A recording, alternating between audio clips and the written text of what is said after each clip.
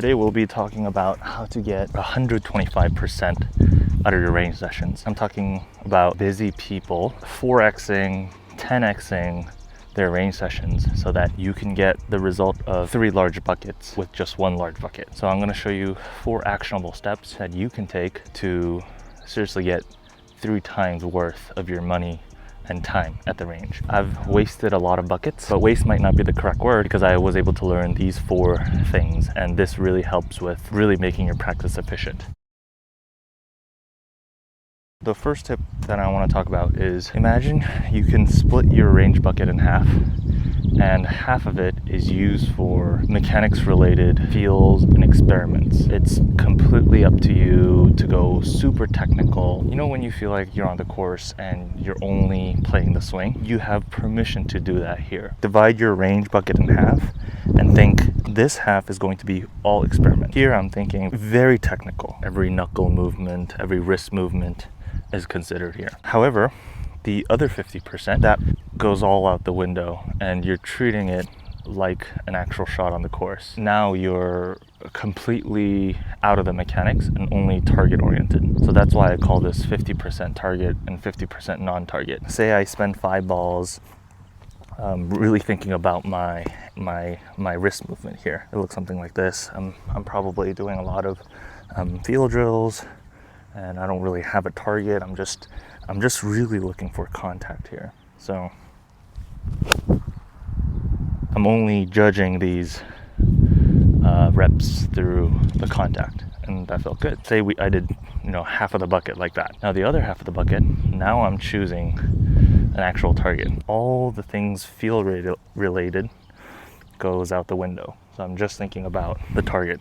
That's all I try to think about. That's how you're supposed to divide these buckets. And what this helps to do is solidifies whatever technical aspect you're working on. You spend half your time doing the technical, and you also spend half your time applying it as if it were an actual on-course shot. This way you're able to really double down and ingrain whatever you're working on and just get much more out of your one practice session. So the second aspect I want to talk about, knowing when it's an experiment versus when it's not. When you're doing 50% target and 50% non-target, for your 50% non-targets, you're becoming extremely technical, aka very experimental. You need to be able to manage your expectations because you are experimenting. You would call a scientist crazy if he doesn't experiment and gets, well, I guess he can expect some kind of results, but if it's truly an experiment where he doesn't know if it's going to work or not, he's not going to get sad over the results or happy over the results. He's just going to report his findings. And it's the same when you're at the range. I think I used to waste a lot of range sessions because I used to get emotional on the range sessions, on the range, because I was hitting it bad. And once I hit one bad, I go on autopilot, and now I'm like wasting the entire bucket. In order to manage expectations like that, you're supposed to understand that when something is an experiment and when a shot is not. What I mean by that is when I am becoming super technical, I'm gonna probably thin and top a lot of shots because I'm trying things that I've never tried before. So let's say I'm trying a new feel, I don't know, like bowing my wrist at the top. I've never done that feel. This is not a feel I do, so I don't know how it's gonna go. The whole point of range session, half of it, is to find things out, right? Discover feels. So this is purely experiment, and I'm understanding this. I can top this ball. I can top, chunk, and thin this ball. So once I have that in mind,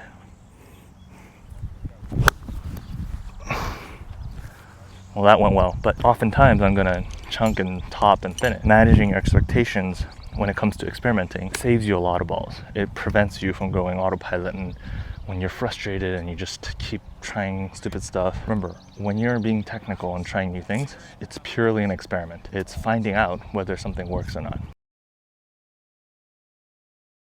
Third thing I want to talk about today is what clubs you are using at the range. So right now in my hand, I have a driver, a 4-iron, and a 60 degree. Now a lot of people like to actually use their 7-iron during practice because that's kind of the middle club and it's like a nice middle, but I'm going to tell you why that's pretty dumb. Out of these 4 clubs, I'd say in a round, I'd use these 2 guys the most. aka your driver and your 60 degrees. Way more than a 7 and 4 iron. In my most recent round, I think I hit my 7 iron like once, my 4 iron once, maybe twice. And I'm not exaggerating. However, I think I used my wedge like probably 20 times, 15 times, and my driver 14 times on average, right? And it's kind of guaranteed going into a round, maybe 13 sometimes. But that just goes to show, if I'm using these clubs only once or twice a round versus if I'm using these clubs 30 times a round, I probably want to spend more time here rather than get really good at a 7 iron. If it comes to me and I'm betting someone at the tee box, first tee, and someone tells me I'm a really good 7 iron player versus I'm a really good wedge player, I'm putting all my money on the wedge player because he's just going to use that club more. And that's not to say, you know, you never use your other clubs. We're talking about how to get most out of your range sessions, right? And to get it really efficient, it is to prioritize clubs you're going to use more, aka your wedge. Most of my range sessions, I spend all my time on these two clubs. Really, like I'd hit a 4 iron like once just for fun, and then I'd call it a day. And this way, I was able to see much more results out of my score because, like I said, I'm just using the clubs that I use the most. Basically go like wedge, driver, driver, wedge. Really smart thing to do. So that's number 3. The last thing I want to touch on is similar to the experiments I was talking about. You might be asking, okay, then let's say I experiment and I top a ball, thin a ball, and then like for 4 balls in a row, you don't see good results. You don't find findings.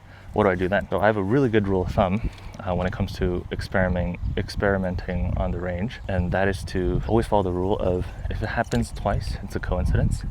If it happens 3 times, we might be onto something. Let's say you try a feel, you experiment a feel, and it works 1 time. That's just luck. Let's say you do it again, and it happens 2 times in a row. That's just a coincidence. We cannot confidently say that we're onto something. But let's say you try a feel, and you hit it well 3 times in a row. That is pretty rare. If something that you're doing on an experiment works 3 times in a row, it is very likely you're onto something. Now, you could be really lucky and have a mega coincidence. At that point, you can call it good and really go into that experiment or technical feel you found. Next time you're at the range, the fundamental thing that is just installed across all 4 tips is that every shot has to have a purpose. I am rarely hitting a ball without experimenting or having a target. You never hit a ball on autopilot because you never will at the course. Although it sometimes looks like it on TV, but truly, if you have an experiment, let's say I go back to that bow wrist thing. It worked 1 time just now, right? And then early an example.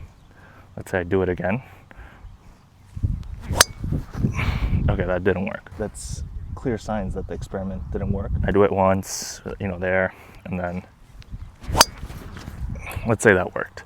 So then that happens another time. Then I know that this bow thing, I might be onto something. That's a good rule of thumb to make sure that you're not just experimenting forever. Once you find something like that, it's usually smart to 10x it, just double down on what's working. And that way you're able to save, say you were gonna use like a large bucket to find that feel and make sure it works. By following this rule, you can spend maybe 10 balls and really make sure that something's working or not. Those 4 actionable steps will make sure that you get 125% out of your range sessions and really truly transform a small bucket result-wise into a large bucket. So hope that helps. If you're watching till here, thank you so much for watching, and I'll see you in the next video.